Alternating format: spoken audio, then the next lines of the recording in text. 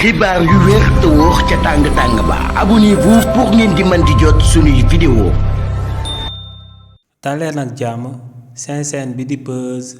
221 HD kii di Barthélémy Dias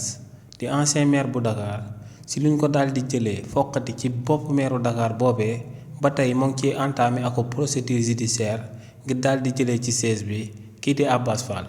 coow loolee nu mu demee moom mooy que ne kii di Barthélémy Dias ginnaaw ba mu amee ak condamnation définitive ci coow li nga xam ne moom moo jaar ci diggante moom ak kii di Ndiaga Diouf li ni mel dafa sababoon kii di Bayna Gueye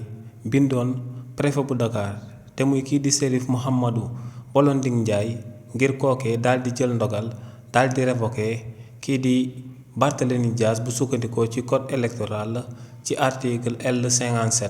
li ni mel nag moom moo sababoon kii di Cherif Mouhamadou Ndiaye di préfet bu Dakar jëloon ndogal daal di révoqué kii di Barthélémy Dias ginnaaw ba li ni mel antoo ba noppi nag si la kookee di Barthélémy Dias tàmbale ak procédure judiciaire daal di koy jëmale si li ni mel si loolee kii di Barthélémy Dias chambre d'accusation la njëkkoon a daal di saisir ñooñee daal di dëggal que ne daan buñ daal Barthélémy Dias ci yoon lañ ko daal di teg ginnaaw loolee Barthélémy Dias dem daal di saisir cour d'appel waaye tamit cour d'appel dañoo daal di dëggal que ne li nga xam ne moom la préfet bi def yoonu réewu Sénégal moom moo ko daal di may buñ sukkandikoo ci code électoral bi ci article 277 waaye tamit ginnaaw li ni mel kookee di Barthélémy Dias bàyyilu woon ndax dafa jëloon mbir moomee daal di ko yóbbu en pourvoi en cassation ca biir cour suprême loolee nag ginnaaw ba mu àggee biir cour suprême waa chambre administrative ginnaaw bañ ñu réunir le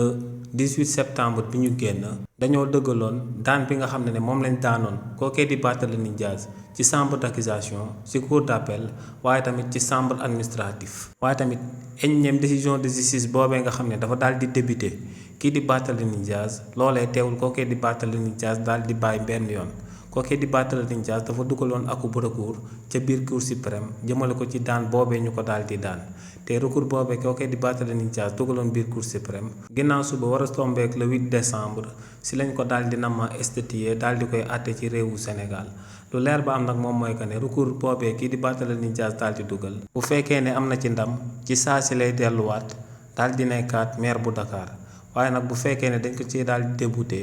kookee di Barthélémy Dias day daal di ñàkk définitivement titre maire bi nga xam ne moom la fi gagné woon au suffrage universel donc kookee di Barthélémy Dias gannaaw suba lay leer définitivement ci Sénégalais yi ndax kii di Abass Fall mooy continuer di nekk maire bu Dakar wala kookee di Barthélémy Dias day ñëw daal di nanguwaat place am.